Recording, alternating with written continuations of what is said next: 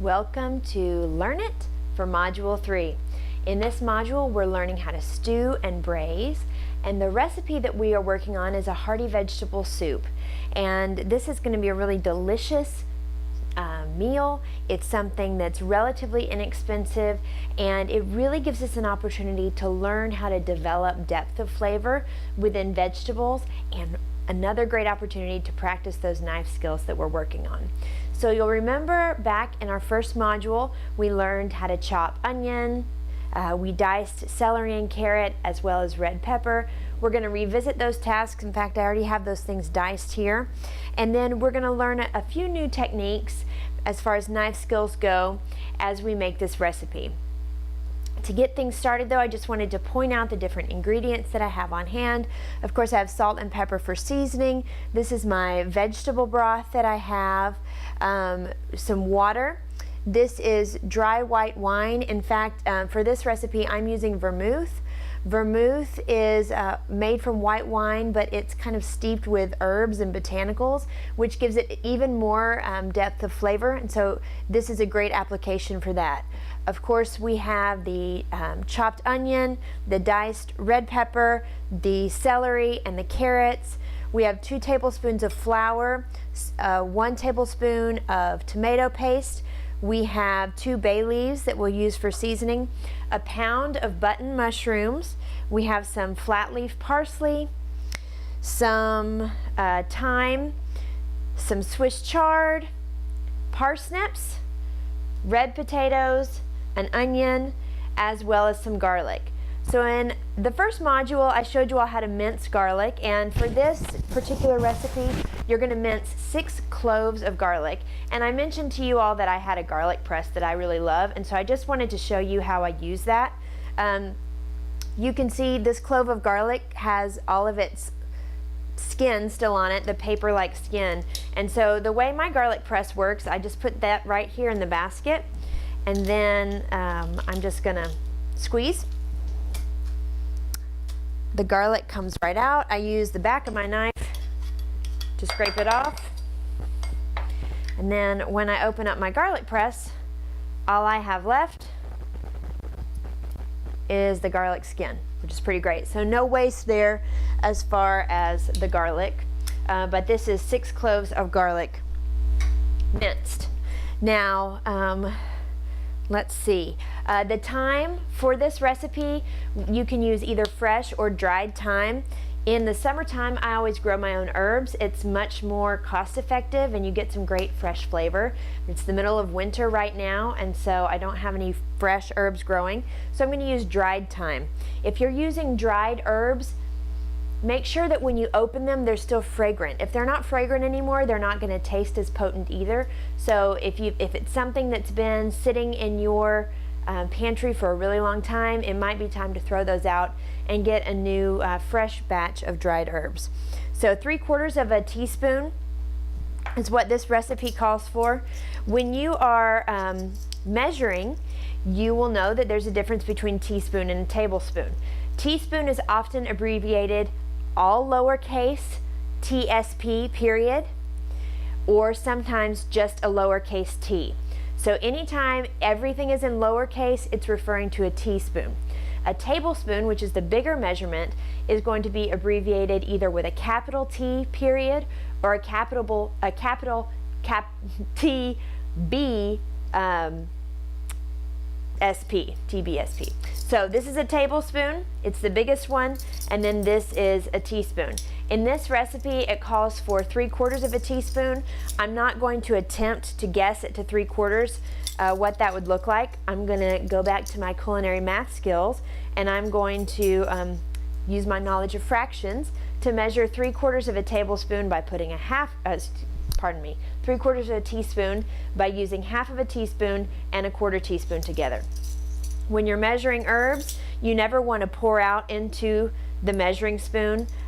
Dip your spoon into the jar, and you just kind of want to pull back so that you have a nice even measurement. So this is a 1/4 teaspoon, and then to that I'm going to add half a teaspoon, and the 2 of those combined is 3/4 of a teaspoon. So there we have 3/4 of a teaspoon of fresh or of dried thyme. And now we're going to do a pound of button mushrooms, and the way you'll want to prepare this is to slice the end off the stem of the mushrooms, and then with the stem end up, you're going to do a very thin slice. Again, make sure you have a great grip on your knife using the bear claw. Thin slice of the mushrooms, just like that. One thing I did want to point out, all of this produce has been washed thoroughly beforehand, and of course when you're washing this you want to use a vegetable brush, a dedicated vegetable brush, and water. And with some vegetables I'll even use a little bit of soap to really get the outside of it cleaned well. With mushrooms, you don't want to submerge them in water though, or even hold them under running water. They're so spongy, they will become waterlogged. They'll soak up all the water. So with mushrooms, what you want to do is take a damp paper towel,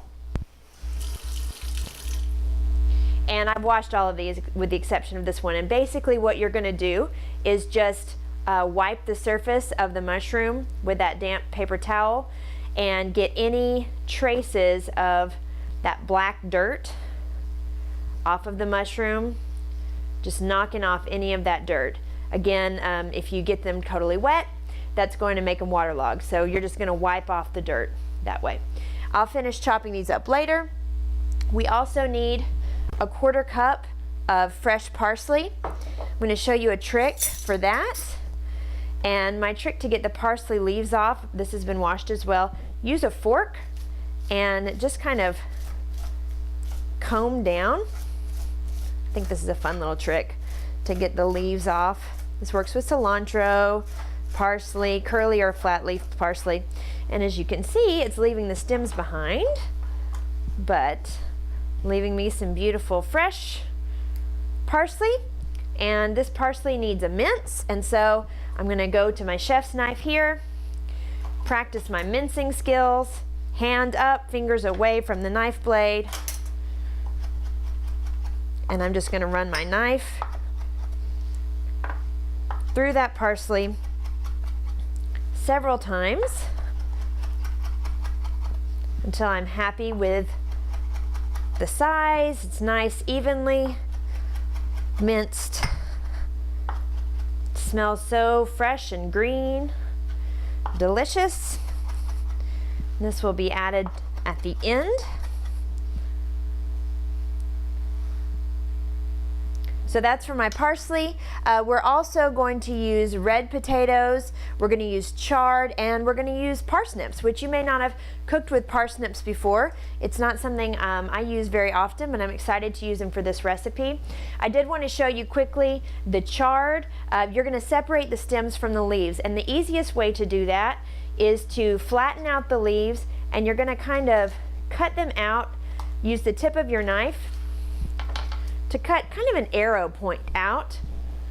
Put the leaves over to one side, put the stems over to the other. You can do it the way I just showed you, or you can fold them in half like this.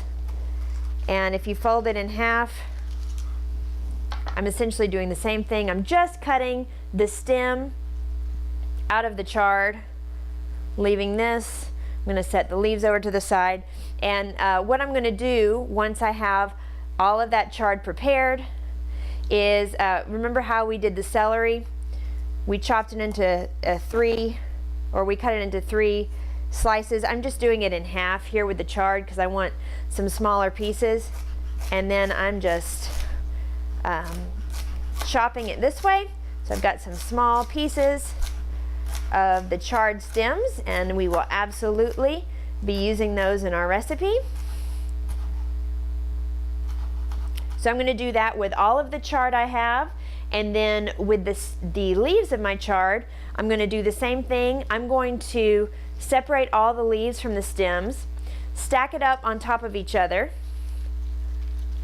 I'm actually going to fold this over in half, and we're going to do thin ribbon slices. So we're just going to cut it into thin strips, just like this, using your knife. such a valuable tool. Give yourself ribbons of charred leaves like this. And again, these more delicate vegetables, this is going to go in towards the end of the cooking process. With the parsnips, I'm going to peel them first. They are a little bit kind of an interesting texture.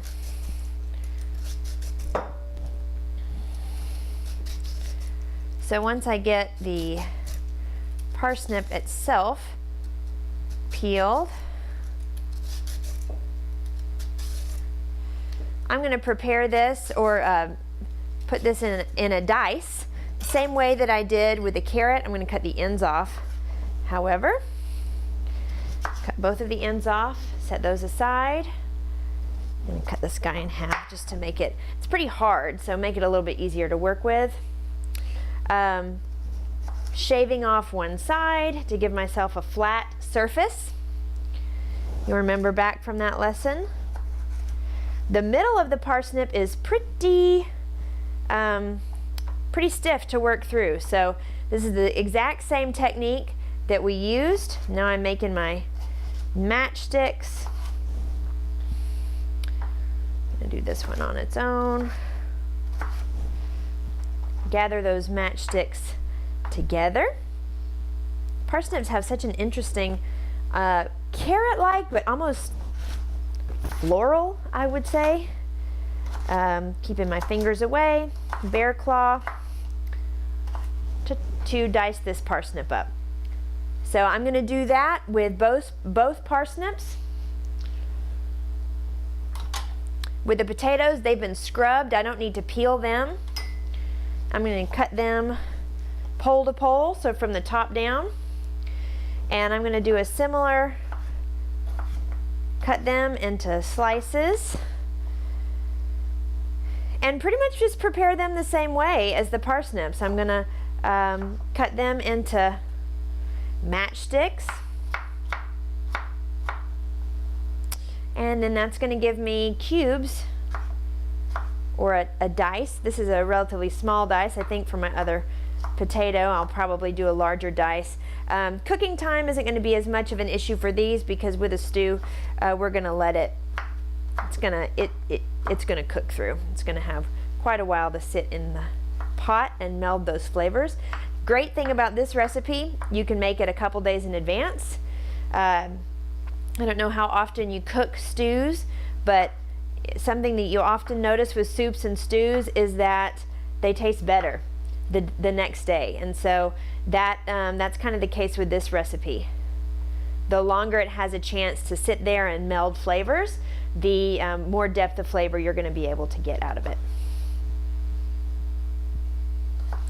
See how I'm always turning the produce so I've got the flat side down.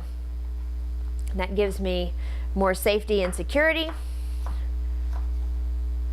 and it's easier for me to cut things all to be the same size as well.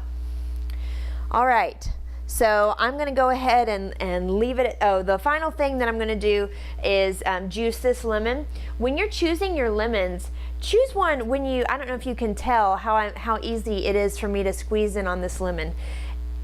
If you're getting a juice or if you're getting a lemon for the juice, which you probably are, you really want to be able to give it a good squeeze. And the reason for that is if you're able to press in pretty easily, then that's going to be a lemon with a thinner skin and more juice inside of it, rather than one that has a really thick, pithy skin, doesn't have quite as much juice. So don't just buy the bag of lemons, select your lemons individually and choose one that really has a good give when you press down on it. What we're going to do with this is let your lemon come to room temperature, roll it on your board. This kind of helps activate the juices, so to speak.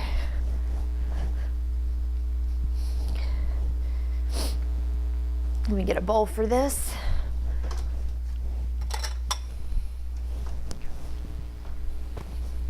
I'm going to cut the lemon in half this way, and then I hold it cut side up so that the seeds don't fall out, and just give it a good squeeze. Get as much. I'm gonna toss those seeds. Sometimes the seeds will pop right out into your hand that way, which is nice. And we'll just give it a good squeeze. Smells so good with that parsley and the chard and the lemon. Smelling pretty fresh in here. So we're going to go ahead and squeeze both sides of the lemon.